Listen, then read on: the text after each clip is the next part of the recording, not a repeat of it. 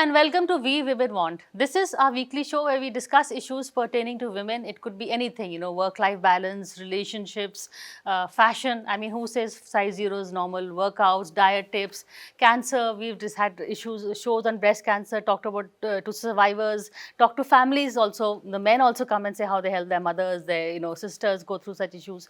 So at the end of the day, this is a show that is fast becoming a support group for women and men.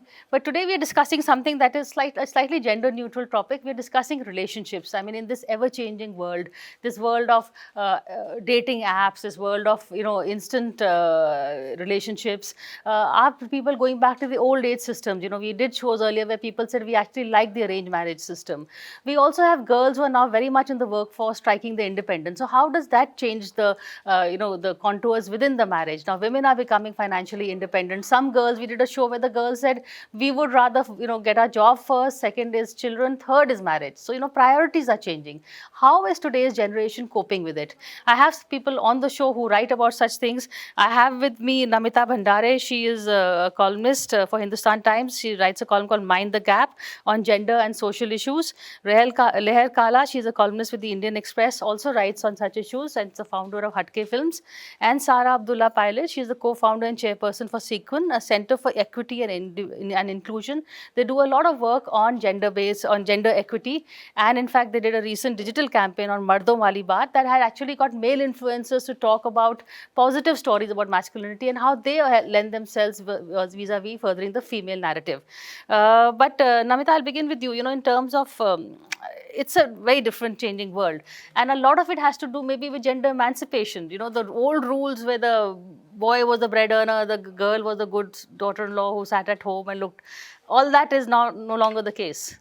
So I think one thing that is true of every generation, probably from time immemorial, is that every generation is so different from the preceding generation. And we always say, oh, how things were different in our parents' time. So having said that, of course, things have changed a lot. I mean, I'm probably the wrong demographic age for this show on relationships. But yeah, it has changed. And but you all have kids who, Well, and I can see why it has changed. I think there's a lot of studies on how women in particular are changing and are demanding and are looking for things different in a relationship, in a marriage. They're looking for different things. Of course, I'm clarifying that I'm talking of a very small bubble. We have 1.3 billion people. Everybody doesn't have the choice. But within that bubble, I think women are opting out of marriage or they're getting married later. They're certainly having children later. And they want to have an equal status, and they often have equal status in their marriages and relationships. I also say... yeah, well, I feel that, in my age group, by the time we were 25, 26, it was expected that we get married. And now that I have a 22-year-old son, I can't imagine, like when he's 30, that I'll suddenly say, beta, ab shadi ka time aa gaya hai. That simply is not going to happen, I think for them, marriage is going to be an option. It's something they will exercise at some point. And I think it would be very optimistic for us to expect this generation of 20-year-olds right now, that their marriages would last like some of ours for 20, 25, 30 years. I think people will have they'll have long relationships, but their marriages will tend to be shorter.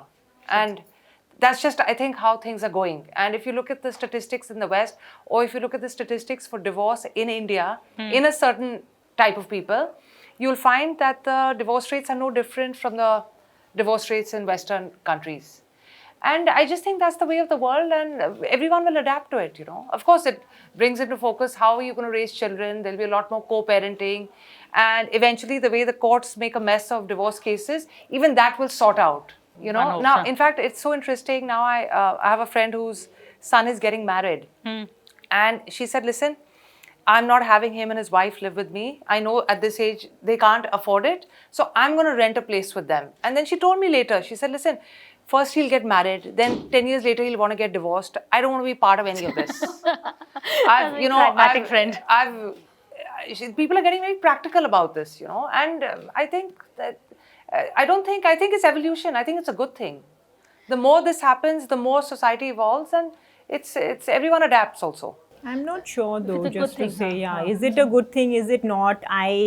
again, it's not that we should put rose-tinted glasses on and look at our joint family and say that everything was wonderful. It wasn't. I do understand that, it can be stifling, and, having so many members of a family living together, depending on the attitudes of those people, could be very hard. But on the other hand, isn't it also so beautiful, our Indian culture, where in a home you would have so many generations? I grew up with my dadi in my home, so we heard stories from other generations. Now there's that complete cutoff that, oh, maybe you will meet your grandparent one Sunday in some holiday or some Diwali or something.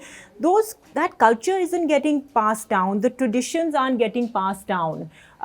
Everyone's on their own trip. And, parents are busy, parents are working. So at least in the past, if my parents, for example, were very busy, you knew that a grandfather, a grandmother, somebody is around in the family, or people who had uncles and aunts and other cousins. I think for children, it's great because, in that big joint family, if everybody does have their space, there are so many children, everybody always has someone. You don't have to worry about anyone being on their own. So I think, what is it that we want really right now? I'm not saying that there's only one size fits all and everybody should live all in this one, big happy family. But I think if we look westwards and you just see these nuclear families, are they happy? And I don't think so. There's no sense of community. Forget anything else. You barely know your neighbors. You barely talk to anybody else. So is that the way that we want to go? I don't think so.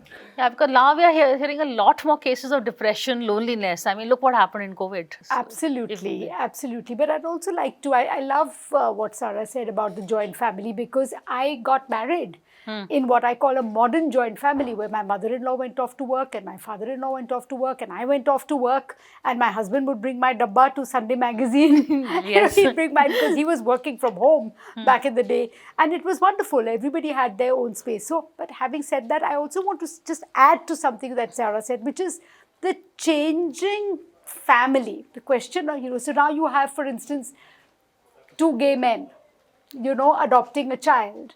Very, very slim. Okay, I'm not saying that the numbers are huge, but if you read the marriage equality petition in Supreme Court, which eventually failed to get any kind of relief, I know of one woman, she's adopted a child who she's co-parenting with her gay best friend. They're not a couple at all. But he goes for PTA meetings with her, and he's very much there. And her family, very conservative family, have accepted it. They're very happy that she's adopted this child, and they're thrilled. So more parents adopting, and then of course you also have IVF. So, I think there's so many developments happening. It's almost like an octopus, they're just spreading its tentacles. Yeah. One of the very important pleas in the marriage equality petition was actually right to choose family, which came from transgender people. Where transgender people said, we are subjected to horrible violence from our natal family. We want the right to choose. And what was that petition about? That petition was about, a lesbian couple in COVID said, listen, if something happens to me, my partner, who is the love of my life, will have no say. Cannot even visit me in hospital. Yeah. Cannot take end of life decisions for me. And so there's all this churn happening as well in the system. That's true. And in fact, just a little aside to, what you said about your friend renting the house, I think we are all at that age where we'll have, someone said, if you throw your kids out when they're young, then they're going to throw you out when you are old, because who will look after you when you're old? Well, there are going to be a lot of old age homes in India, so we can all go there. That's another topic. Are they? Because what's going to happen in old age is another topic. I want to ask you all to read up and come back. In concept, I completely agree with what Sarah said. There's a lot to be said for the joint family and all. But my own experience is, maybe a little cynical, I feel that people are not able to get along in the long run, in close proximity, and people get irritated and daily irritants happen in homes. So I just think that these things sound great, they do sound great, and they are great, that you have a big family on a Diwali puja, these are lovely things. But daily life sort of casts a dampener on this.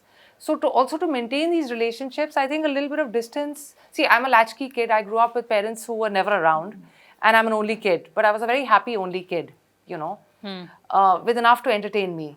But so I guess everyone views life from their the prism of their own experience. So I'm sure there are, but for these kids growing up, I mean, do you actually think that they're going to stay married for 20, 25 years? It seems. I hope so. Or then don't marry. I think we need to stop thinking about marriage as the ultimate goal of our life. You know, it's so What's the hardwired into our alternative? DNA. But what's the alternative? School, Don't college, be a job, productive then citizen. kids. Do a good job. Do your work. Have great friends. No, but marriage is not Travel. Marriage means relationship. It doesn't mean so. But why can't we evolve the idea of marriage to be maybe 10, 15? Why do we think that a successful marriage is only one in which you die in side by side graves? If you've had a good time for 20, 25 years and then change. people want to move on, I don't think that's necessarily not a good marriage.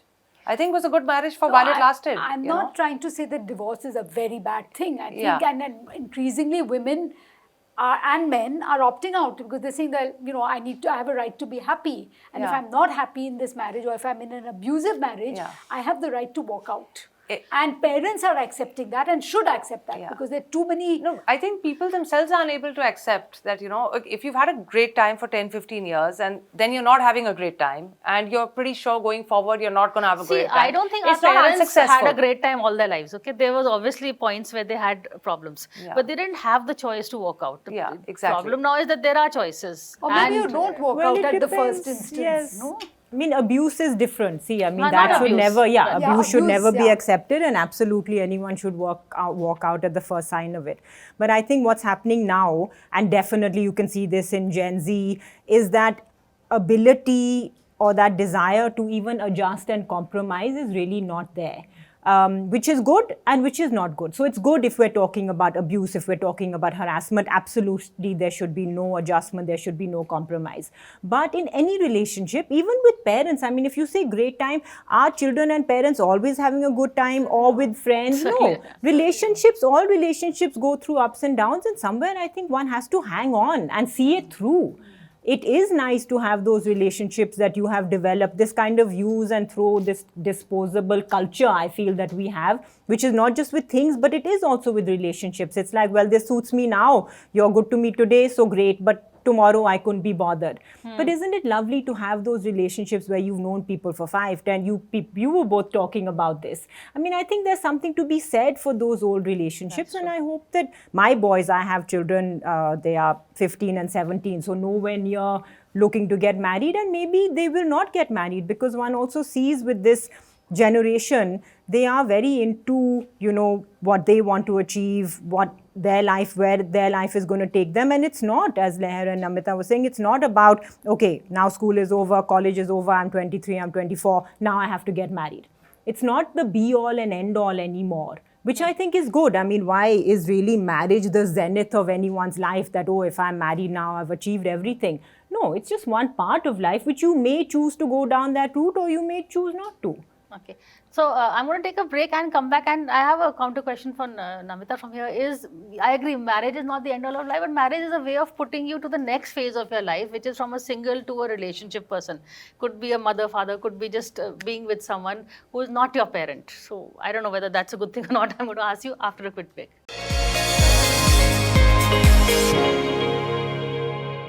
Hello and welcome back to We Women Want. Here we are discussing today the changing nature of relationships, you know, in this ever-changing world, and you know, marriage as an institution. You know, there is instead of marriage, should we replace it with what you were saying earlier, situationship, relationship? I'm Kya not bole? saying, I'm saying whatever works for you as an individual.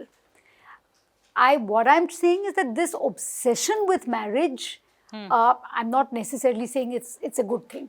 You know, I think we need to normalize non-marriage. If somebody chooses not to marry, you can have, you know, the idea that a single person, particularly a single woman, cannot lead a complete, fulfilled, happy, socially productive life is wrong. You know, I think that concept is wrong, and I think we need to accept that. We as a society are obsessed. The minute a child is born, if it's a girl, गोरी है, इसकी अच्छी शादी हो जाएगी जल्दी. Yes. You know, we are just planning for our children's weddings from the time when they were Correct. like infants. That is ridiculous. That's true, but also, okay. So in this new system of relationships, if there is, a talked about single boy or girl adopting, don't kids need the mother and the father? If you have this thing, and I'm in a relationship with X, then tomorrow I go Yeah. in with Y. The child. But they've done these studies in the West. We, of course, have no data in India that if a single mother is fully involved with her kids, there's really no difference. They don't miss a parent. But I'm a little old school. I think there are things fathers do and there are things mothers do, and I think both are very important. And it's nice if you can have both parents around. But there are plenty of kids who don't, and they turn out perfectly well. And they adjust, they find other role models, for themselves. And life, everyone learns, whatever their situation is, they adjust and they learn. It's nice to have both parents, but I think if you just look around, if you go to a party in Delhi now, you see an equal number of single people, equal number of married people, and equal number of divorced people. And it's all good in a certain section of society. No, it is all good. Right? And everyone's leading productive lives in their own way, So it's just that how we define success, how we define a successful marriage, how we define a successful life, that has to evolve. And that, society, people have adjusted to whatever their reality is. Everyone does. But the larger chacha, taya, dadi, dada, they are going to take time to sort of get substitutes. And if we want to have good relationships with our kids, we also have to understand their world, They're finding it difficult to manage relationships. And you're right over there, Sarah, when you say that, you can't just exit at the first sign of trouble. Yeah. But then they also have to learn in their way. You can't live their life for them, And if this is the reality, then this is the reality. Yeah, another thing, we were doing a show with these young girls, and they said her first priority, she said, is to look after my mother. She said, why should I be looking after the boy's mother? Or who's going to look after? So, girls are now also being more expressive and addressing. But my question for you is, today is also this world of where boys and girls are finding their own partners, the world of dating apps, as opposed to the arranged marriage situation where, there was certain due diligence was done. And usually, people think it's more trendy to just, people are embarrassed sometimes to say we enrolled. It's the mothers who enroll on the date websites, matrimonial sites, and the kids themselves go via the apps. So is there I don't know. I think I'm quite old-fashioned, and due diligence when it comes to marriage, I think it's a good thing. Not force, not control, but I think that marriage, if you're in it for the long haul, and it's about a lot of things other than just a certain attraction, which is okay in a dating app. And when you're a teenager or you're in your early 20s, there may be a place for all of this. Yeah. You're just having a good time and you're exploring relationships. But I think when we're talking about marriage, it's something that requires a lot more than just thinking someone is pretty or someone is handsome. So I think for parents or for well-wishers, people who know you and who know your, the other side, for them to get together like that program, Seema Auntie, it was fun. I think we all watched it. But when you saw, everyone had this list that this is what I want from the boy, this is what I want from the girl. They were not willing to compromise. No one wanted to adjust. Seema Auntie is pulling her hair out because she's telling them, how are you going to find a partner? But I think it is good. And what's wrong with it? If a friend knows you very well and says, I'll introduce you to someone, I don't think that it's bad. What is bad is if you are told, no, this person you have to marry, whether you like them, you don't like them, that's wrong. But otherwise, I think dating apps are not going to, you just look at a photo, which is probably also Photoshop, that person ends up not looking like that. So it's a disaster. No, and also what happens is, because you can just swipe right. Nobody is going to be good enough. So it's so easy to sit in your room and swipe left, right. I have a nephew who got married. They met on a dating app. I must be. And 2 years later, they're very happily married. So that's not correct. But is it because the availability of so much choice? I can never make up my mind when I go for 21 flavors. I'm very happy with 2 flavors, It's like a buffet. It's you like want to try everything, and you always think what you haven't tried is better than what you've tried, That is the other problem, is that there is too much choice. The problem of plenty. The problem of plenty is what people are. But end of the day, is there a thing also, a lot of it has to do with changing this, is the woman who has made the change. She makes the house. So she is remaking the house because she's empowered, because she's financially, her priorities have changed. I think women, but I think also let's give some credit to men. Okay. I think fathers are much more hands-on than my father ever was. And so Today's my dads. husband was much more hands-on, and I'm sure my sons-in-law will be even more hands-on if and when that time comes. So men are much more hands-on. They're doing things. It's no longer just all on the mother. So the men are changing also. So both are changing. Yes, I think both are changing. So early on there was a silo, men will do this, women. Now I think because the roles are overlapping, there is... Lines are more blurred. I think for boys, a father is very important because, they need a role model. And if we want men to understand women better, it's a father's job also to some extent, to But the boy's take weak that role. point is a mother. Yeah, You know, Raja Beta. whatever, there is Beta. a connect, mothers and sons, fathers, Yeah, and so I don't know, it works both ways. Yeah. But even with daughters, I think a mother's place is very special. Yeah. In both, in whether it's a boy or a girl, whether it's a son or a daughter. And I think that due recognition should be given to a mother's place, and also it's about the quality of that relationship. I mean, you can have fathers who are very involved with the upbringing of their children, but in general, still it's the mothers who will, when we're talking about multitasking, it's They'll do really the women, homework. who can do Yeah. everything, and by the end of the day, still, look into all the relationships even within a family. I think Yeah. that's something that you said, that traditionally it was women who kept families together, who remembered birthdays, anniversaries, who went, for condolences and everything like that. And there's nothing wrong with it. But the point is that it's also not about pigeonholing a woman and saying that this is all you are capable of. That's the point. Yeah. Yeah, that is a good point. Just one quick, I know it's not part of our thing, but our conversation has taken off so many things. I was doing a show with on today's rules of engagement, dating. So, the rules of the first date, has that changed? A lot of people are saying instead of just going for a cup of coffee, let's meet over, let's cook a dish together, or let's go for a walk. And the women will always say, oh, but I'm not going to be wearing keds and sweatshirts on my first date. So do Indians know how to date, do you think? I'm really the wrong person. Yeah, all of us are in the wrong It's been age a long, thing long for time that. for me, but I do want to Yeah. say one thing, that I think we need to also acknowledge that we have not yet accepted autonomy for women. We just have not, by and large. So girls are allowed to dream, they're allowed to have aspiration, but at the end of the day, and this is the darker side, I get your point about arranged marriages and due diligence, but there is a darker side, which is it isn't done in accordance with caste and class and religious endogamy. It's to preserve that institution. There's a sense of purity, caste purity, that must be maintained through the marriage. And 90%, I forget the study, I remember reading it in Mint some years ago, about where 93% marriages in India are arranged marriages in accordance with all of this. So the act of falling in love is a radical act in India. For a woman to assert her choice and say, well, this is the man I want to be with, or the woman I want to be with, it's... Yeah, but in the there's bubble one we thing live I wanted in, to say, uh-huh. I just think that the only advantage of arranged marriages is that when you come from similar backgrounds and a similar economic space, your expectations are more in sync. People like us. So that's a lot it, of the other issues that arise in a love marriage, because you come from completely different places, backgrounds. One is from a business family, one is from a professional family. So these issues tend to become magnified as time goes by. Correct. So that is one advantage of an arranged marriage, that a lot of the other issues that come are at least taken out of there. And whether it's, I know it's caste-based probably. Of course. In fact, Ambedkar said he advocated intercaste marriages. Periyar advocated it in Tamil Nadu to do away with caste in 1927.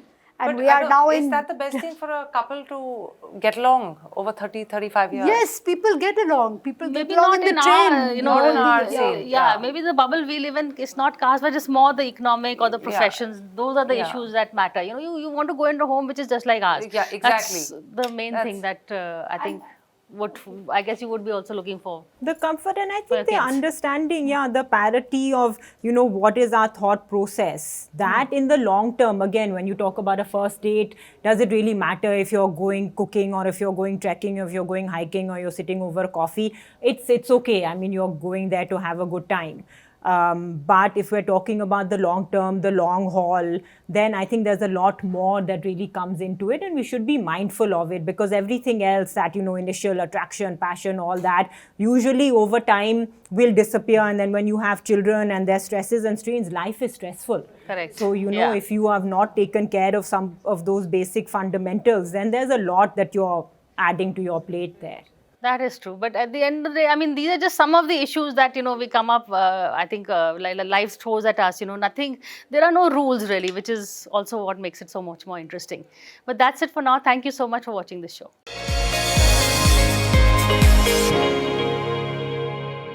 For more such videos, subscribe to the NewsX YouTube channel, hit the bell icon.